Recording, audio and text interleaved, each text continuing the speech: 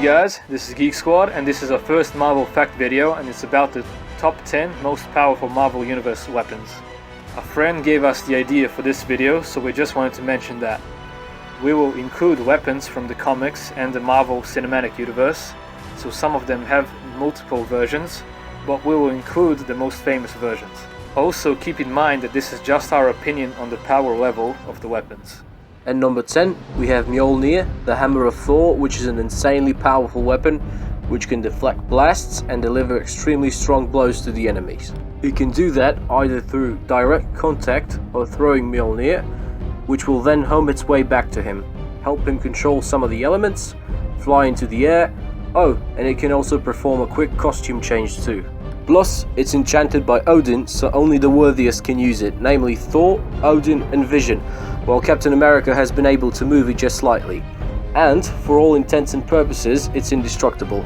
It has survived heat as extreme as the heart of suns, blasts powerful enough to destroy planets, and it has contained energy sufficient enough to destroy an entire galaxy, or even energy sufficient enough to destroy 1/5 of the universe. Mjolnir also grants its users such as Thor countless mystical attributes and powers, such as manipulation of the fundamental forces of the universe, such as electromagnetic spectrum. At number 9, we have the 10 legendary Rings of the Mandarin, which make the wearer nearly invincible, but the rings start taking control of the bearer once put together. The first one is Matter Rearranger Ring, aka Remaker. It's worn on the right thumb. This ring allows the Mandarin to manipulate the atomic and molecular structures of matter. The second one is the Impact Beam Ring, aka Influence. It is worn on the right index finger. This ring allows the Mandarin to generate and project various beams of conclusive force. The third one is the Vortex Beam Ring, aka Spin. It is worn on the right middle finger. The ring causes the air to move about at high speed in a vortex. The vortex can be used as an offensive weapon, as a means of levitating objects, or as a means of propelling the ring's wearer through the air. Now the fourth one is Disintegration Beam Ring, aka Spectral. It is worn on the right ring finger. This ring allows the Mandarin to project a beam of energy capable of destroying the bonds between the atoms and molecules, causing inanimate objects to disintegrate. This ring must recharge for 20 minutes after each use.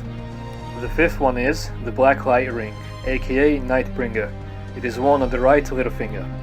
This ring allows the Mandarin to create an area of darkness, presumably using dark force energy to do so. The sixth one is the White Light Ring, aka Daimonic. It is worn on the left thumb. This ring allows the Mandarin to generate and manipulate various forms of electromagnetic energy. The seventh ring is the Flame Blast Ring, aka Incandescence. It is worn on the left index finger. This ring allows the Mandarin to project blasts of infrared to produce flame or ignite combustible materials. The eighth one is the Mental Intensifier Ring, aka the Liar. It is worn on the left ring finger. This ring magnifies the Mandarin's psionic energies, allowing him to mentally manipulate the thoughts and actions of others. The ninth one is the Electro Blast Ring, aka Lightning. It is worn on the left middle finger. This ring allows the Mandarin to project blasts of electrical energy. And now the final one, the Ice Blast Ring, aka Zero. It is worn on the left little finger. This ring allows the Mandarin to project waves of intense cold and ice, including trapping foes in ice blocks and sheets. At number 8, we have the Destroyer Armor, which was created by Odin to fight the ever-powerful Celestials. This suit of armor contains only the soul of a being who can control it from any distance and cannot be harmed while controlling it. This armor has no weaknesses and it's programmed strictly for violence and destruction. No person can resist using this weapon for violence except one with extreme willpower such as Odin or Thor. This suit of armor has extreme speed, strength, durability, agility, reflexes, stamina, and can produce energy projections and can fly. This is considered to be a weapon because it is not sentient on its own. In the Marvel Cinematic Universe version of it, it is used to protect Odin's vault as a guardian of the Casket of Ancient Winters. At number 7, we have the Tactigon. This weapon is extraterrestrial in nature and latches onto a user and doesn't come off unless it wants to, or the wearer wants it to. This weapon is able to transform into the perfect weapon to defeat any given opponent. It can learn any opponent's weakness and adapt to exploit it. It is capable of emitting destructive energy blasts and can change its shape into anything. It is classified as an Omega level weapon. It could also take over computers around it to gain information. At number 6, we have the Casket of Ancient Winters. The Casket of Ancient Winters is a relic and a weapon that once belonged to the Frost Giants, who used it to vanquish enemy armies and conquer enemy realms. It is capable of producing and projecting an infinite icy wind to freeze enemies and plunge a realm into an ice age. This little box was featured in the first Thor movie and, like its comic counterpart, considered the world's worst winter inside. Actually, the comic describes the casket as containing the fury of 1,000 killing winters. But besides freezing humans and Asgardians alike solid, in the comics the casket is so powerful that the winter spreads all the way to the realm of death. Meaning the casket is so powerful that it can make it snow in hell. At number 5, we have the famous Infinity Gems, or stones if you will. In the Marvel Cinematic Universe, the Infinity Gems are referred to as the Infinity Stones. Currently, only 4 of the existing Infinity Stones have been named: the Tesseract, the Ether, the Orb, and the Mind Stone. But in the comics, the Infinity Gems are their own thing, but they are all crazy powerful, so let's count them down. The Power Gem contains all energy that has or ever will exist, grants omnipotence. The Time Gem allows users to exist everywhere throughout time and control time itself, such as making people or things age.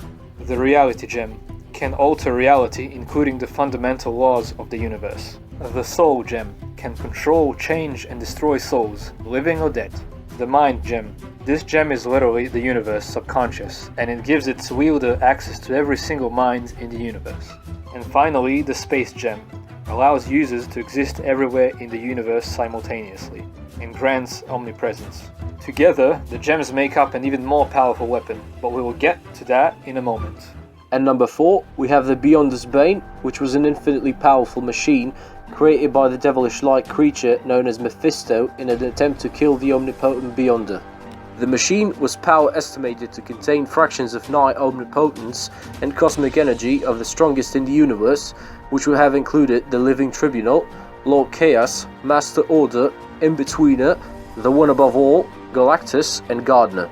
It was even used to kill Death. Yes, you've heard it correctly. Death! At number 3, we have the Ultimate Nullifier, which has been described as the universe's most devastating weapon. As such, the Ultimate Nullifier has the ability to completely and utterly eliminate any target the wielder chooses through violation of the law of conservation of mass, and if the wielder's mind isn't powerful enough, the wielder himself.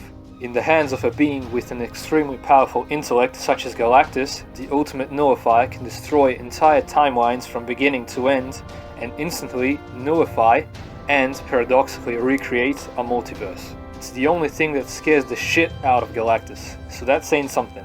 During the recent Age of Ultron event, when the entire world was conquered by the insane robot and many heroes had died, Tony Stark had the Ultimate Nullifier and never even considered using it because things hadn't still gotten bad enough.